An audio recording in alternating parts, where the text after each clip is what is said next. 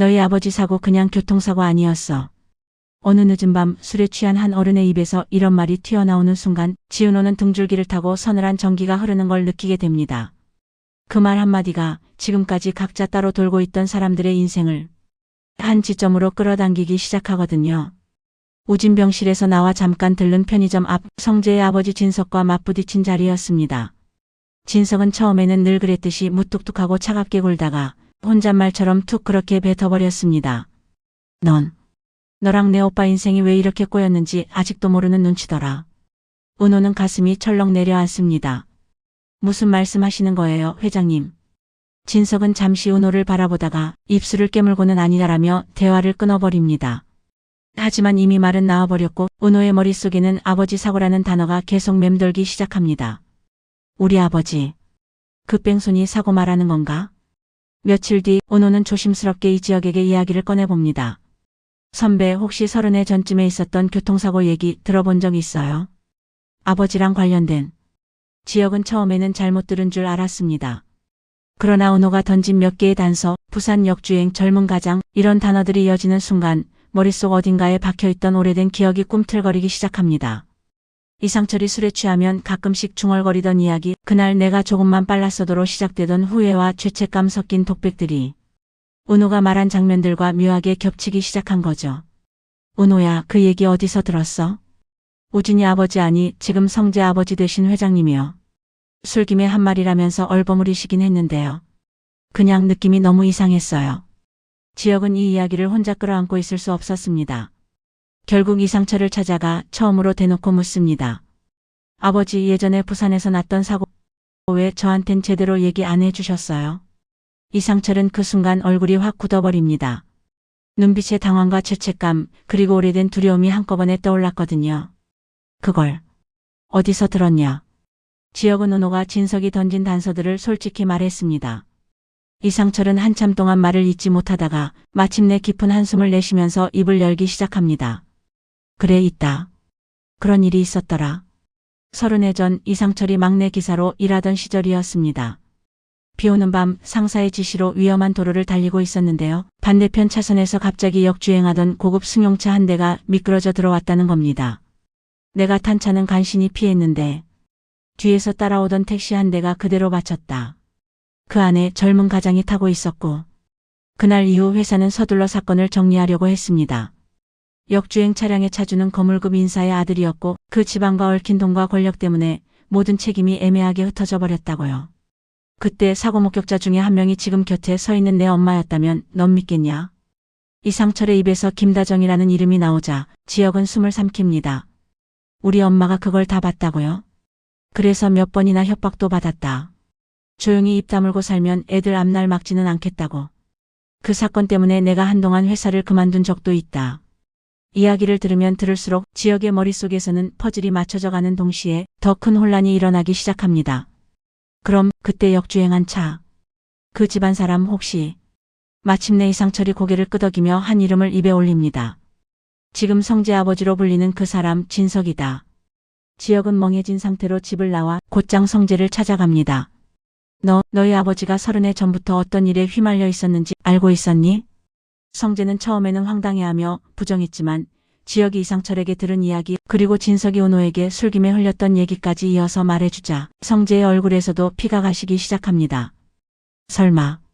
설마 우리 아버지가 단정하자는 건 아니야. 근데 그냥 교통사고라고 넘기기엔 너무 많은 게 겹쳐. 은호 아버지 사고, 우리 집 경제가 무너진 시점, 아버지가 회사에서 밀려났던 타이밍까지. 성재는 손으로 얼굴을 감싸 쥐며 버티고 서 있습니다. 자신이 누구보다 증오했던 과거의 결혼과 집안 간 계산들이 사실은 훨씬 더 깊은 비밀을 덮기 위한 거래였을 수도 있다는 생각이 들기 시작했거든요. 그 와중에 이 사실이 수빈과의 관계 그리고 은호와 우진의 관계에 어떤 폭탄이 될지 두 사람 모두 너무 잘 알고 있습니다. 지혁아, 이거 수빈이한텐 당분간 말하지 말자. 그 애 버텨낼 수 있겠냐? 나도 그 생각 중이다. 근데 언젠가는 알게 될 거다. 그때 우리가 뭐라도 준비돼 있어야 해. 둘은 처음으로 같은 방향을 보기 시작합니다. 연애 문제로 싸우던 사이에서 서로의 가족을 지키기 위해 어쩔 수 없이 손을 잡게 되는 순간이었죠. 한편 성희는 또 다른 위기를 감지하고 있습니다. 진석이 술김이라도 뭔가를 흘렸을 거라는 직감 때문이었는데요. 저 사람이 괜히 입이 가벼울 사람이 아닌데 대체 무슨 말을 했길래 애들이 저렇게 달라졌지. 성희는 불안할수록 더 세게 밀어붙이는 스타일입니다. 은호를 다시 불러내 10억 봉투 이야기를 꺼낸 것도 그래서였습니다. 그 돈 아직 안 썼지? 그 돈까지 다 써버리고 나면 너도 나랑 완전히 끊기 힘들어질 텐데 그게 좋겠어? 그러나 이번에 은호는 예전처럼 흔들리지 않습니다. 이사장님, 저한테 10억을 준 건 감사해서가 아니라 불안해서였죠. 저랑 우리 가족 입 막으려고. 성희의 눈빛이 날카롭게 변합니다. 그럼 뭐 지금이라도 입 열겠다는 거야? 은호는 곧바로 대답하진 않습니다. 대신 조용히 말을 잇습니다. 우진이가요, 이제 알게 됐어요. 그 돈이 제가 중간에 값이었다는 거. 그 아이가 그걸 알고 얼마나 힘들어했는지. 이사장님은 보지도 못했죠.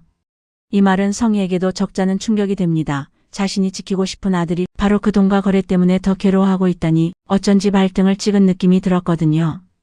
하지만 성희는 끝까지 물러나지 않습니다. 그래도 나는 지켜야 할 건 지킨 거야. 너도 살았고 우리 우진이도 살았고. 사람이 뭘 더 바라냐. 저요. 은호가 조용히 말합니다. 돈 말고 누군가의 양심을 보고 싶었어요. 이 말은 성희의 자존심에 정면으로 꽂힙니다. 그녀는 이를 악물고 은호에게 마지막 경고를 남깁니다. 너 같은 애들 때문에 나 같은 사람들이 더 독해지는 거야. 입 다물고 조용히 살면 서민답게 평범하게라도 살 수 있을 텐데. 이 와중에 예상치 못한 방향에서 일이 터집니다. 수빈과 성재의 관계가 누군가의 악의적인 제보로 인터넷 커뮤니티와 기사에 흘러나가 버린 거죠. 재벌가 이혼남 서민가 출신 직원과 비밀 연애 같은 자극적인 제목들이 달리면서 수빈은 회사에서도 곱지 않은 시선을 받기 시작합니다. 사소한 실수 하나에도 역시 줄 잘 잡았네라는 뒷말이 따라붙고 성재 역시 사생활 관리 안 되냐는 핀잔을 받습니다. 이거 누가 흘렸을까? 지혁이 이를 악물고 말했을 때 은호의 머릿속에는 단 한 사람 성의 얼굴이 떠오릅니다. 하지만 아직 증거는 없습니다. 수빈은 끝내 버티지 못하고 한밤중에 집을 나와 지혁에게 전화를 겁니다. 오빠, 나 그냥 다 그만둘까? 목소리만 들어도 눈앞에서 울고 있는 모습이 그려질 만큼 수빈의 멘탈은 이미 한계에 다다라 있습니다. 그냥 헤어졌다고 해버릴까? 나랑 있으면 성재 오빠도 힘들어질 것 같아서. 그 말을 들은 지혁은 한동안 아무 말도 하지 못합니다.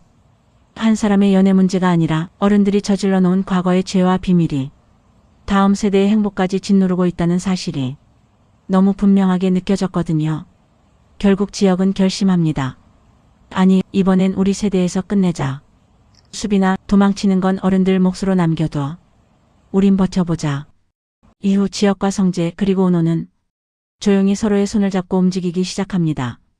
첫 번째 목표는 30해 전 부산 뺑소니 사고와 지금의 가온재단 그리고 진석과 성희가 어떤 식으로 얽혀 있는지 진짜로 확인하는 일이었습니다. 지혁은 아버지 이상철의 오래된 동료를 찾아가 그날 사고 당시 회사가 어떻게 움직였는지 듣습니다. 거기서 회사 법무팀이 사고 피해자 가족에게 특별 위로금 명목으로 거액을 건넸다는 사실이 드러나고 그 돈이 어디로 흘러 들어갔는지 기록이 애매하게 지워져 있다는 걸 알게 되죠. 한편 은호는 가온재단 장학금 수혜자 목록을 살펴보다가 또 다른 공통점을 발견합니다. 단지 우진의 수술과 관련된 사람들만이 아니라 예전에 그 교통사고와 간접적으로 얽힌 인물들의 가족에게도 알 수 없는 지원금이 흘러 들어갔다는 사실이었거든요. 이건 죄책감이 아니고요. 범죄 은폐 비용에 더 가깝습니다. 은호의 말에 성재는 처음으로 자기 집안을 향해 정면으로 범죄라는 단어를 떠올리게 됩니다. 마지막 장면에서 세 사람은 각자 다른 선택의 문 앞에 서 있게 됩니다. 지혁은 이 모든 자료를 모아 법적 대응을 할지 아니면 수빈과 가족들을 위해 일정선에서 타협을 볼지 선택의 기로에 서 있고요. 성재는 아버지 진석에게 모든 사실을 들이밀고 이제라도 끝내자고 요구할지 아니면 수빈을 위해서라도 조용히 회사를 장악한 뒤 내부에서 바꾸겠다고 마음먹을지 갈림길에 서 있습니다. 은호는 우진에게까지 이 진실을 알려야 할지 아니면 우진만큼은 몰랐던 시절의 평온 속에 남겨둘지 고민합니다. 그리고 에피소드의 마지막, 우진이 조용히 말문을 엽니다. 은호야, 나 엄마가 뭘 했는지 다 알고 싶어. 그래야 내가 어떻게 살아야 할지 결정할 수 있을 것 같아. 이 한마디가 다음 회에서 30해 전 교통사고의 전모와 각 인물들의 선택이 본격적으로 드러날 것임을 예고해 줍니다.